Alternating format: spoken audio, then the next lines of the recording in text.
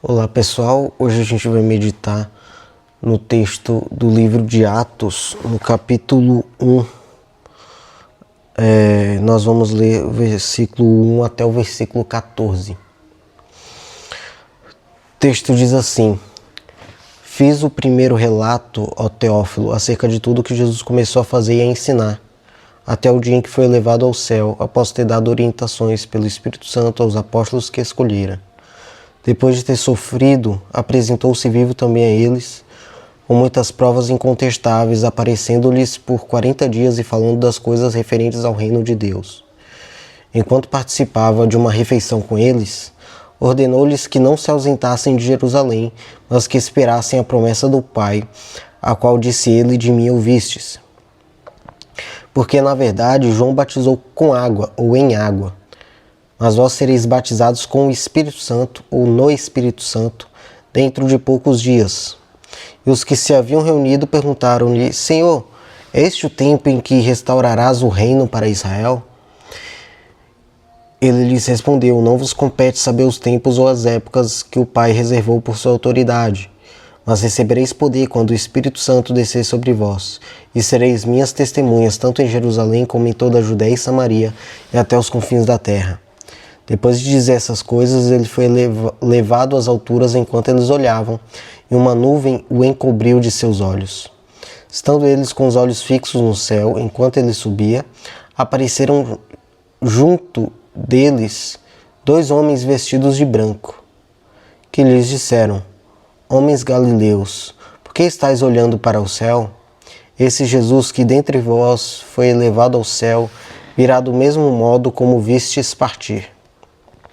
Então eles voltaram para Jerusalém, vindo do monte chamado das Oliveiras, que fica perto de Jerusalém, à distância da caminhada de um sábado, cerca de 1 quilômetro, que é o que os judeus podiam caminhar durante o sábado, né? Durante o sábado, os judeus só podiam andar até 1 quilômetro, de acordo com a tradição.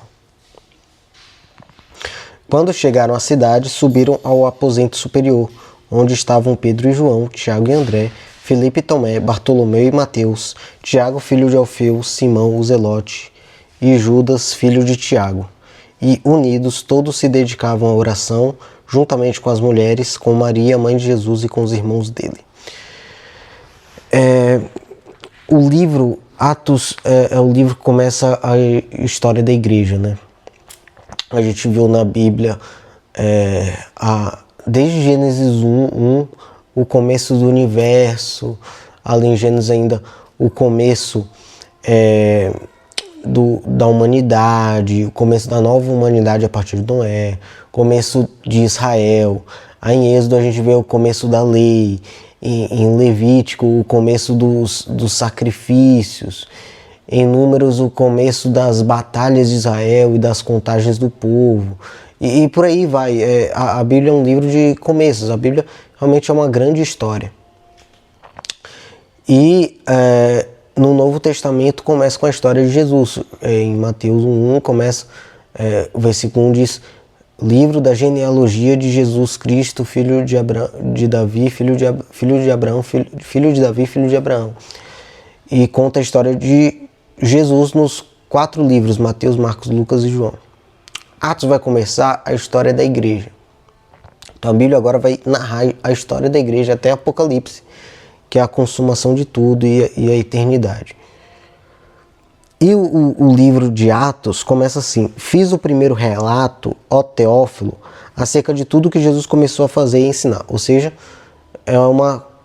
é a continuação de Lucas. Atos é a continuação de Lucas. Se você olhar o começo de Lucas, é assim mesmo.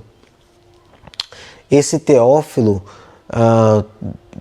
não sei, talvez fosse um financiador da publicação do Evangelho, tá? Talvez ele estivesse financiando a publicação do livro de Lucas e de Atos. E aí, Lucas, o autor, a Bíblia não diz que é Lucas, mas a gente dá esses nomes por causa da tradição. Lucas escreve um livro contando a história de Jesus, e agora ele continua esse outro livro, ou seja, Lucas e Atos são uma mesma obra em 2 volumes. Esse segundo volume aqui seria a história da igreja. Só que a gente vê acerca de tudo que Jesus começou a fazer e ensinar, até o dia em que foi elevado ao céu, após ter dado orientações pelo Espírito Santo aos apóstolos que escolhera. Aí no versículo 3 diz que depois de Jesus ter sofrido, ele se apresentou vivo aos apóstolos, com muitas provas incontestáveis. Então a igreja, ela nasce da notícia da ressurreição. Isso é o Evangelho. Essa é a boa notícia. Jesus, ele se apresentou vivo a eles. O Evangelho não começou com um boato.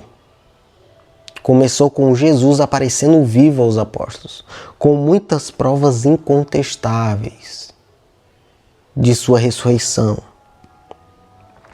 E aqui fala que por 40 dias Jesus apresentou, nessas muitas provas incontestáveis, em que Jesus se apresentou vivo aos apóstolos, Jesus apareceu por 40 dias falando das coisas referentes ao reino de Deus. Então, o assunto de Jesus era esse. O assunto de Jesus, depois que ele ressuscitou, foi aparecer por 40 dias ensinando aos apóstolos sobre o reino de Deus. Veja, Jesus, quando ele ressuscitou, ele não subiu logo ao céu. Ele passou 40 dias aparecendo aos apóstolos e falando acerca do reino de Deus. Então, olha a importância desse tema, o reino de Deus. E Jesus falou para os apóstolos não saírem de Jerusalém até que eles recebessem a promessa do Pai, que era o Espírito Santo. Porque eles foram batizados com água, porque João batizou com água. Mas o batismo de João, com água ou em água, era uma preparação. O batismo que o Pai prometeu é o batismo com o Espírito Santo, ou no Espírito Santo. Jesus disse para eles não saírem de Jerusalém até que eles recebessem esse batismo. Então, olha só. Os apóstolos poderiam ter saído logo que Jesus subisse ao céu, eles saírem pelo mundo todo falando: Jesus está vivo, ele ressuscitou. Mas Jesus disse: não saiam de Jerusalém até vocês terem o Espírito Santo. E no versículo 6, os que haviam se reunido, porque antes do batismo com o Espírito Santo a igreja já vivia em união. Antes, a união é algo tão essencial para a igreja que antes do batismo com o Espírito Santo a igreja já vivia em união. Não há avivamento, não há derramamento do Espírito Santo onde não há união. A união é o essencial da igreja, é a essência da igreja, a unidade. E aí eles estavam reunidos e eles perguntaram para Jesus: Senhor, é este o tempo em que restaurarás o reino para Israel? E Jesus responde no versículo 7: Não vos compete saber os tempos ou as épocas que o Pai reservou por sua autoridade. Mas recebereis poder quando o Espírito Santo descer sobre vós, e sereis minhas testemunhas, tanto em Jerusalém como em toda a Judeia e Samaria e até os confins da terra. Então os apóstolos agora estão com uma curiosidade escatológica. É nesse tempo que o Pai enviar o Espírito Santo que o Senhor vai restaurar o reino a Israel? E Jesus não responde dizendo: não, gente, esquece esse negócio de reino, de restaurar o reino a Israel, vocês não entenderam nada. Não, Jesus não nega isso. Mas Jesus não satisfaz a curiosidade escatológica deles, mas fala o que era necessário. Fala: não é da conta de vocês saber os tempos ou as épocas que o Pai determinou.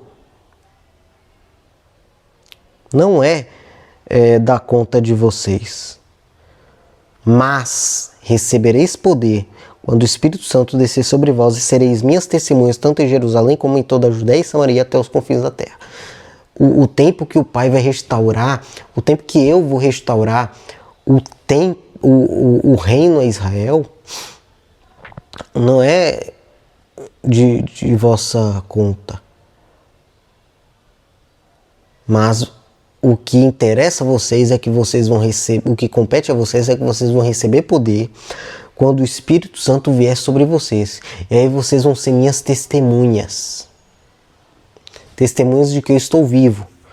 Em Jerusalém, onde vocês estão, começa onde vocês estão, como em toda a Judéia, toda aquela região, e Samaria, a região vizinha, e até os confins da terra, em todo o mundo.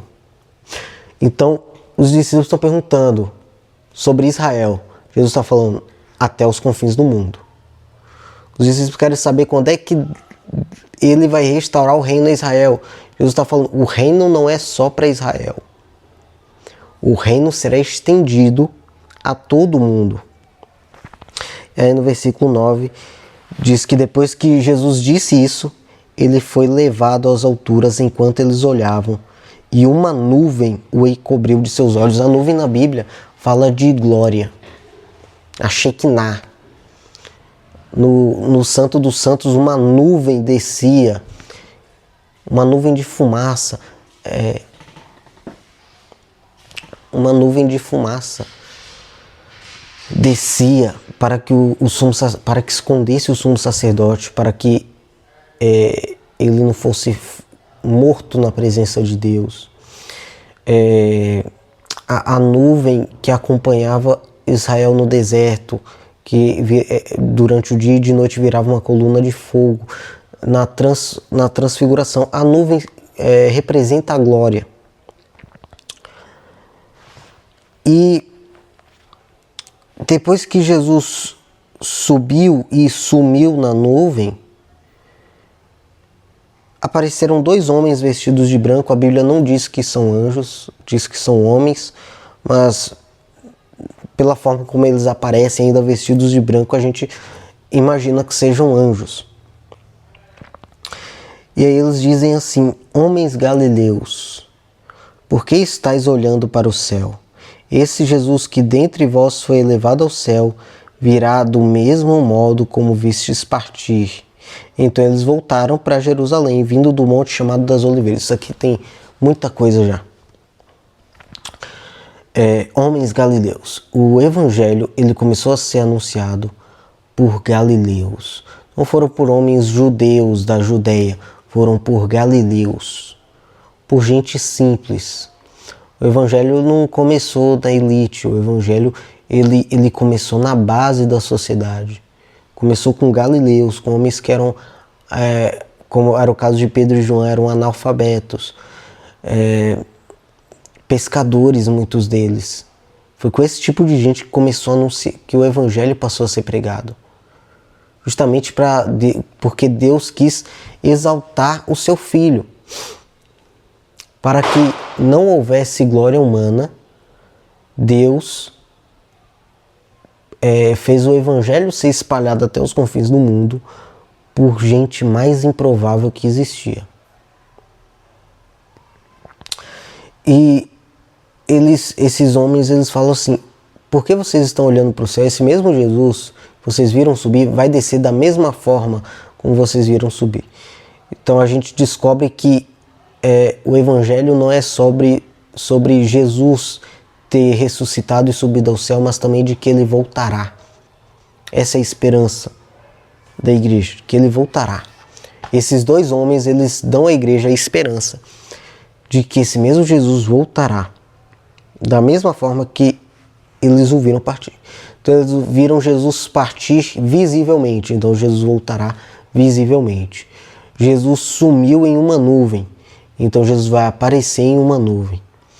Jesus ele subiu em glória, então ele voltará em glória. Ele subiu do Monte das Oliveiras, ele voltará do Monte das Oliveiras, como está em Zacarias 14. Tem até um vídeo no canal em que eu exponho Zacarias 14. E aí, quando eles voltam, quando eles chegam em Jerusalém, eles subiram ao aposento superior, que era onde estavam os discípulos ali. E o versículo 14 diz: e unidos, todos se dedicavam à oração, juntamente com as mulheres, com Maria, mãe de Jesus, e com os irmãos dele. As mulheres não eram excluídas. Em uma região e um tempo em que as mulheres eram muito excluídas, elas faziam parte da mesa dos irmãos, porque a mesa que Jesus deixou era uma mesa de igualdade, uma mesa em que todos participam. E fala que unidos eles estavam todos em união. Esse versículo foi a última vez que Maria apareceu na Bíblia, justamente porque Jesus é o centro das Escrituras. E a parte de Maria, ela já tinha feito, que foi ser o canal por onde Deus trouxe ao mundo o seu Filho. E agora o versículo diz que eles unidos se dedicavam à oração.